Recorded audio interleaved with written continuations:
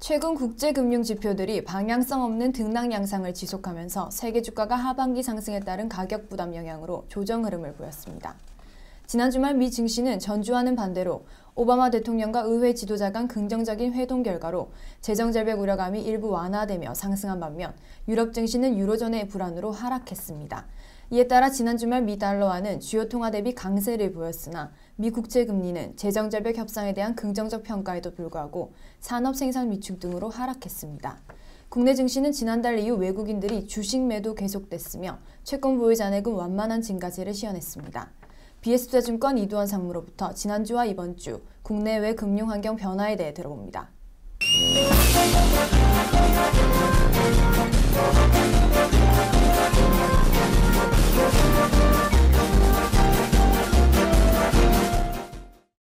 여러분 안녕하십니까? BS투자증권 이두원입니다. 이번 주 시장, 그동안 시장을 괴롭혀왔던 두 가지 악재가 다소간의 상황 변화가 예상이 되고 있습니다. 먼저 미국의 재정 절벽에 관련된 문제인데요. 사실 미국의 재정 절벽이 미국의 GDP를 0.5%포인트 떨어뜨린다는 이런 우려 속에서 상당히 커다란 시장의 부담으로 다가 있었던 것이 사실입니다. 하지만 지난주에 여와 야가 어느 정도 합의를 이루어가면서 어느 정도 상황이 좀 개선될 것으로 보여지기는 합니다.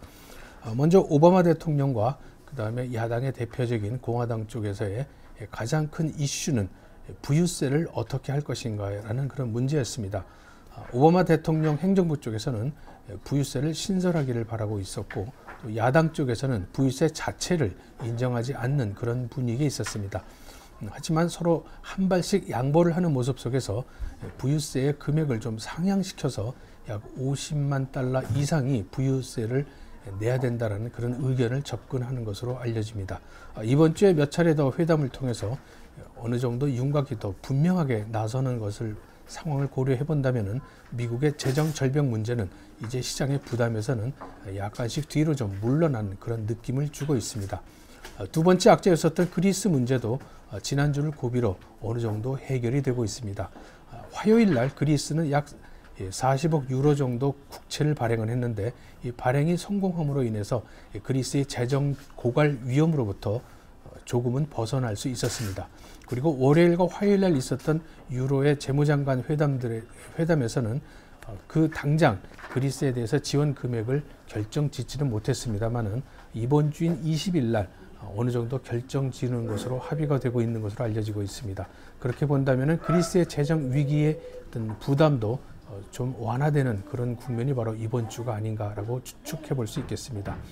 그리스가 지원받을 금액은 약 315억 유로로 알려져 있습니다. 사실 이 금액은 지난 2분기에 집행이 됐어야 되는 그런 구제금융분이었었는데요. 그동안 집행이 되지 못한 이유는 트로이카가 그리스에 대한 재정 긴축에 대한 실사 보고서를 끝낸 다음에 좀 더 자세히 검토하고 난 뒤에 315억 유로를 지원하기로 합의를 봤기 때문이죠. 그리스 이 실사 보고서가 이제 검토가 끝났고 당장 지난주에 결정을 짓지는 못했습니다만은 아예 이 그리스 지원을 하기 위해서 오는 20일 날 유로 재무장관 특별회담을 개최하기로 했습니다. 그 목적이 바로 그리스의 지원을 구제금융 약 315억 유로를 집행하기 위해서죠. 또 2분기 이어서 3분기와 4분기 집행분인 133억 유로분도 독일 언론에 보도된 바에 의하면은 이번에 한꺼번에 통합시켜서 지원하자라는 보도가 있었습니다. 물론 공식적인 기관 유로 재무장관이나 또는 유로 집행위원회에서는 여기에 가타부터 아무런 언급이 없기 때문에 현재는 실현 가능성이 높다라고 볼 수는 없겠습니다만은 그래도 언론 쪽에서 이런 보도를 하는 거 봐서는 그리스에 대한 지원도 조금은 구체화되는 것으로 짐작해 볼 수 있겠습니다. 그런 관점에서 본다면은 그동안 시장을 괴롭혀왔던 미국의 재정 절벽에 대한 부담감 그리고 그리스의 재정 위기에 대한 이런 부담감이 이번 주에 좀 완화되는 그런 측면으로 우리는 살펴볼 수 있습니다. 새로운 악재가 좀 부담이 되고는 있습니다. 이스라엘과 이 팔레스타인 간의 가자지구 공격 가능성에 대한 문제인데요. 이렇게 될 경우에 유로 유가가 좀 급등할 가능성이 있고 또 세계 경제에 새로운 부담이 될 수는 있습니다. 이번 주에 이스라엘과 팔레스타인 쪽의 행동이 어떻게 되느냐에 따라서 세계 경제에 또 새로운 먹구름이 발생하느냐 그렇지 않느냐로 좀 주목되는 변수이기도 합니다. 지난주 공개된 10월 달에 있었던 미국의 통화집행위원회 FOMC 회의의 회의록이 공개가 됐는데요. 그 회의록에 의하면은 금년 말로 만기가 되는 오퍼레이션 트위스트를 대신해서 새로운 통화 완화 정책이 필요하다라는 일부 연준위원회 발언이 의사록에 실린 것이 공개가 됐습니다. 다시 말씀드리면은 네 번째 QE가 만들어진다는 거죠. 이렇게 될 경우에 또 미국은 주식시장에 새로운 호재가 될 수도 있겠습니다. 그 관점은 아무래도 12월 달 FOMC 회의에서는 이것이 결정되지는 않을 것 같고요. 새로운 다음 내년도의 FOMC 회의에서 이런 내용이 좀 될 것으로 보이는 집니다. 다만 이런 분위기가 어느 정도 무르익었다는 측면에서는 시장에는 좋은 호재거리라고 보여집니다. 내년도 경제는 아시아에 달려 있다. 세계 유수 경제 기관들이 예측하는 그런 내용을 결론을 낸 결과입니다. 아시아 지역에서만 약 3조 6천억 달러 정도 인프라 투자가 있을 것으로 보여집니다. 주로 중국과 인도 그리고 인도네시아 쪽에서의 투자인데요. 교통, 통신 그리고 전력 이런 투자가 상당히 좀 큰 폭으로 이루어질 것으로 보여집니다.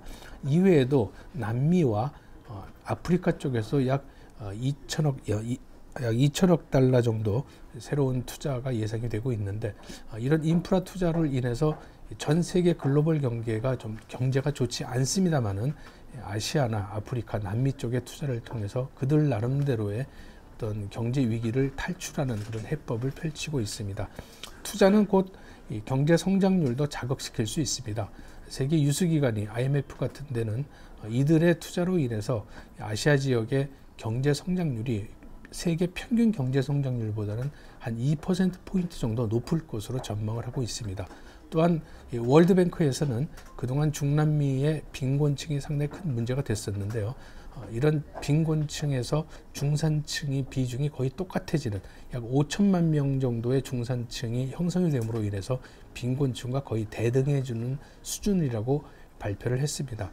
어떤 것을 의미하냐면은 남미 쪽에서도 중남미 쪽에서도 소비를 할 수 있다라는 그런 측면에서 바라본다면은 글로벌 경제에서는 어느 정도 좀 효과를 볼 수 있는 그런 내용이 되지 않을까라고 생각을 합니다. 이번 주 가장 중요한 변수는 지난주 발표된 경제 지표들은 모두 나빴습니다만은 이번 주 경제 지표보다는 좀 굵직굵직한 이벤트들이 있는데요. 먼저 20일 날 유로 재무장관 회담을 통해서 그리스에 대한 지원하는 문제가 좀 결정이 될 수가 있습니다. 그리고 또 주중 미국의 여당과 야당이 협의를 해서 재정 절벽을 얼만큼 해소시킬 수 있는 구체적인 안을 도출해내느냐도 새로운 관심거리입니다. 그리고 또 하마스 측과 이스라엘 측의 일촉즉발의 전쟁 위험이 있는데 이것이 어떻게 흘러갈 것인가도 주식시장에서는 큰 관심거리라고 보여집니다.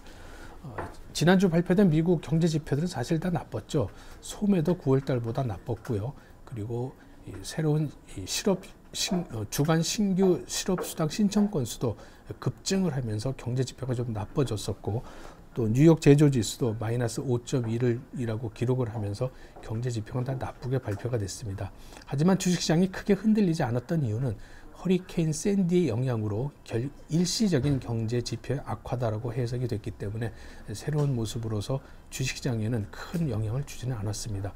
이번 주 발표되는 주요 경제 지표는 부동산 관련 지표가 있는데요. 미국의 부동산 시장이 얼만큼 좀 활성화되느냐라도 관심거리라고 보여집니다. 이 밖에 22일 날 중국의 HSBC 은행에서 중국의 제조 PMI 지수를 발표를 합니다. 중국 정부에서 발표하는 PMI 지수에 앞서서 발표하는 것만큼 중국의 정부가 발표하는 중국 통계국이 발표하는 PMI 지수가 어떻게 될지 미리 가늠해 볼 수 있다는 측면에서 관심이 되는 지표 중에 하나입니다. 또한 22일 날 미국의 블랙 프라이데이가 시작이 됩니다. 그동안 계속 적자를 보는 소매 매출이라 할지라도 적자를 보면 대개 빨간색으로 표시를 하게 되는데요.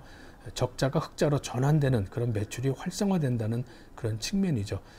추수감사절부터 크리스마스까지 시즌까지 쭉 이어지는 대규모 할인 판매를 통해서 흑자를 낼 수 있다는 측면으로 블랙 프라이데이라는 명칭이 펼쳐졌는데요. 이번 주 말부터 시작되는 이러한 크리스마스 시즌까지 이어진 소매 매출이 과연 얼만큼 이루어지느냐도 큰 관심거리입니다.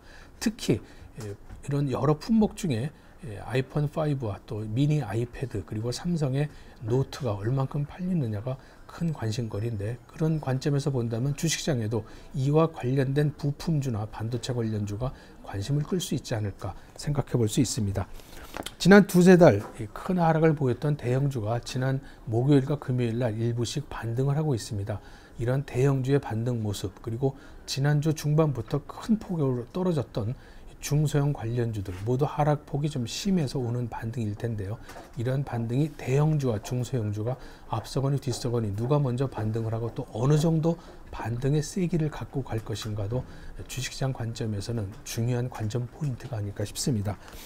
결국 모두 떨어졌다는 이런 공통점이 있는데, 기술적 반등이든 또는 가치에 의한 투자이든 간에 이들을 좀 살펴봐야 되지 않을까 싶습니다. 참고로 말씀드리면 대형주는 자동차 같은 경우 주가가 많이 떨어져서 PER이 상당히 좀 낮아졌습니다. 그만큼 가치 투자의 매력이 높아졌다는 측면이고요. 중소형주는 급락을 통했지만은 꾸준히 기업 실적이 좋아진다는 측면에서 본다면은 실적 호전주로 구분을 할 수 있겠습니다. 이들 종목 간에 앞서거니 뒤서거니 누가 먼저 반등을 하는 모습도 중요한 관전 포인트가 아닐까 싶습니다. 아무튼 시장은 지난주보다는 좀 긍정적인 면이 많이 발생하고 또 생기는 것이 이번 주가 아닌가 싶습니다. 저는 지금까지 BS투자증권 이두원이었습니다. 이번 주에는 그리스 국제금융 조정안 합의 여부와 미국과 중국의 경제 지표 등에 관심이 모아지고 있습니다. 그리스는 단기채 발행으로 지난 16일 50억 유로 차압 문제가 해결됐으나 당초 목표했던 국제금융 조건 조정 합의가 조건 재조정 이견으로 20일 이후로 연기됐습니다. 현재 상황은 긍정적인 면으로 기우고 있습니다. 이두원 상무는 미국의 추수감사절부터 크리스마스까지 이어지는 블랙 프라이데이의 소매 판매 등을 관전 포인트라 지적했습니다. NSB통신 김연아입니다.